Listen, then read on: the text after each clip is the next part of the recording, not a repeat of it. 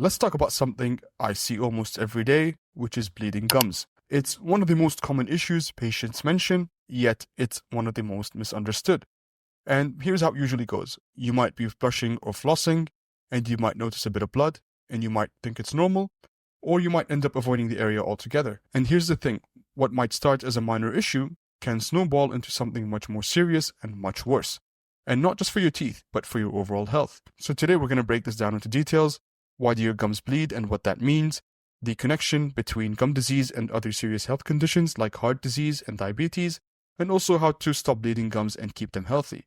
And it's not just about having a nice smile, it's about your health, boosting your confidence, and also making sure small problems don't turn into big ones. So first, let's get to the root of the problem. Why do gums bleed? And the most common reason is something known as plaque buildup.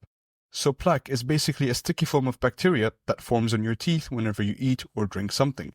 And if that's not removed properly with brushing or flossing, that can later on harden into something known as tartar. And that can't be removed at home. That can only be removed by a hygienist or a dentist.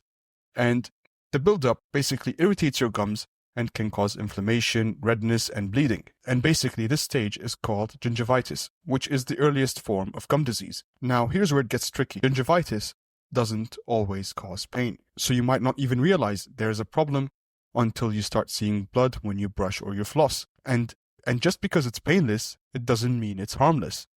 And if that's left untreated, that can later on progress into something more severe known as periodontitis, but more on that later. Another common reason is brushing too hard. So a lot of times I see people scrubbing their teeth like they're cleaning a dirty dish. And your gums aren't built to withstand that amount of force. Brushing too aggressively can actually damage the gum tissue and can cause it to bleed and recede. And it's not about pressure, it's about technique, and more on that later. And then there's flossing habits. So if you just started flossing after skipping for a while, you might notice some bleeding. And this is just your gums adjusting to the new routine. But if your gums are healthy, the bleeding should stop after a few days of consistent flossing. And if it doesn't, it could mean that there's an underlying issue. And also let's not forget medications. So sometimes medications like blood thinners can also make the gums more prone to bleeding, but it's not your fault. It just means that you need to be extra diligent with your oral hygiene. And even hormonal changes, such as pregnancy, can cause your gums to be more sensitive and also more prone to bleeding. And your mouth is basically a reflection of what's happening to the rest of your body. If something is wrong with your gums, it might be worth looking at your overall health too. Now let's talk about why bleeding gums are more than just a minor inconvenience. So when your gums bleed, it's not just about the blood, it's about what's causing it. And if these issues aren't addressed, they can quickly escalate.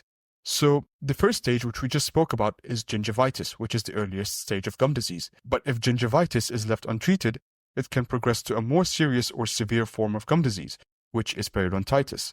And at this point, the damage is irreversible. So it starts eating away the bone structure supporting your teeth, and that can eventually lead to bone loss, loose teeth, and eventually you might end up losing the tooth altogether because there's not enough attachment to support the teeth. So here's what's even more concerning.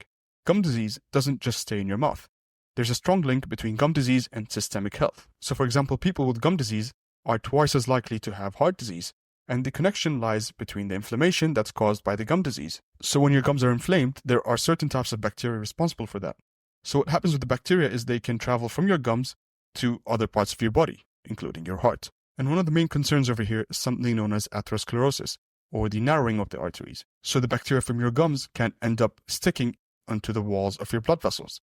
And that can trigger inflammation, and that can end up narrowing your arteries and lead to heart attack. So basically, inflammation is the key here.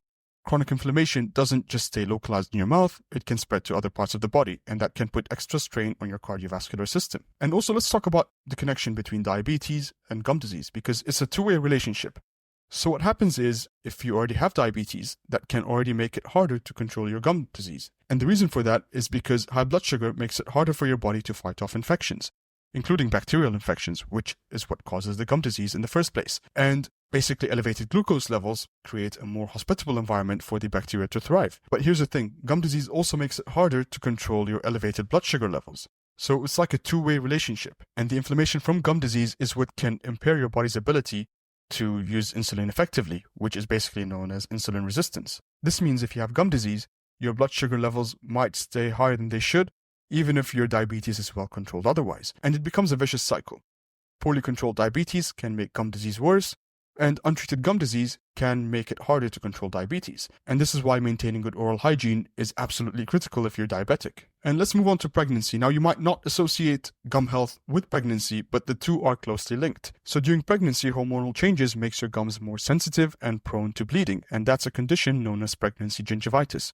And this is fairly common, but if that's also left untreated, that can also progress to periodontitis. So here's what we know. Pregnant women with gum disease are at a high risk of preterm birth and low birth weight babies. And the theory is the bacteria from the gum disease can enter the bloodstream, and that can trigger an inflammatory response, and that can eventually lead to early labor. So if you're already pregnant, or if you're planning to get pregnant, paying extra attention to your oral health is important. Now, these connections might seem surprising at first, but make sense. Your mouth isn't isolated from the rest of your body. The blood vessels in your gums provide a direct pathway for bacteria and inflammatory chemicals to travel to other parts of the body. Now that we know why gums bleed and why it's a serious issue, let's think about solutions. So the first thing is upgrade your oral hygiene routine. So here's what I mean. Let's go back to brushing basics. So use a soft bristle toothbrush with a fluoride toothpaste. Make sure you brush for 2 minutes twice a day. 2 minutes is longer than you think, so I suggest using a timer to keep yourself on track. So here's a technique I suggest you do when you brush your teeth, and it's one of the most recommended techniques out there. So hold your toothbrush parallel to your teeth, and then angle your toothbrush at a 45-degree angle towards your teeth, and then make sure the bristles touch where your gums and your teeth meet. And then with firm but gentle pressure, make sure you use sort of small back and forth motions or small circular motions. And do that for 15 to 20 times before moving on to the next area. Now, the other thing, which is a non-negotiable, is flossing, because food and plaque can trap in between your teeth, and that can't really be cleaned with a toothbrush. So I suggest using a floss, but if that feels awkward in the beginning, try interdental brushes or using a water flosser. Now, the other thing is visiting your dentist based on your clinical needs. Here's the thing. Not everybody needs a cleaning every 6 months. If your gums are healthy, sometimes you might suggest a longer interval between cleanings. But if you're at a high risk of having gum disease, or if you already have one, more frequent visits might be necessary. The key here is personalized care. Your dentist will assess your situation and suggest what's best for you. So the third thing is tackling lifestyle factors. So diet plays a huge role with gum disease. So make sure you're getting enough vitamin C and vitamin K, which can be found in foods like strawberries, oranges, kale, spinach, and also make sure you stay hydrated, because saliva is your mouth's natural defense system. And drinking plenty of water helps keep it flowing. And if you smoke, quitting smoking is one of the best things you can do for your gums, because smoking weakens your immune system and makes it harder for your gums to heal. And the other thing is, don't ignore persistent bleeding. So if your oral hygiene is improved, sometimes there could be underlying factors or infections or other systemic health issues that need professional attention. Now, if you found this video helpful, and if you're curious about what happens if a cavity goes untreated, make sure you check out my video on that. Thanks for watching, and I'll see you in the next one. Free audio post-production by alphonic.com.